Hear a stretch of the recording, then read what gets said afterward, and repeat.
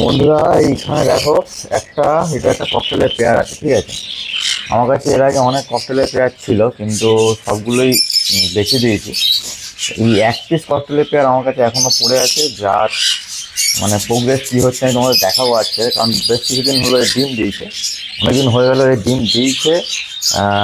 মানে আগে ডিম দিত না, হঠাৎ করে ডিম দিয়েছে এখন। এর আগে বাচ্চা তুলেছিল, কিন্তু কিছুদিন যাবো তো ডিম পাড়া বন্ধ করে দিয়েছিল। তো এখন আবার নতুন করে ডিম দিয়েছে, কিন্তু বাচ্চা কি উঠেছে না হচ্ছে আমি এখন চেক করা হয়নি। তো চলো আজকে তোমাদের সামনে এটা দেখাই। তো দেখো ভেতরে বসে আছে, দেখো এটা মেলটা, ফিমেলটা এটা।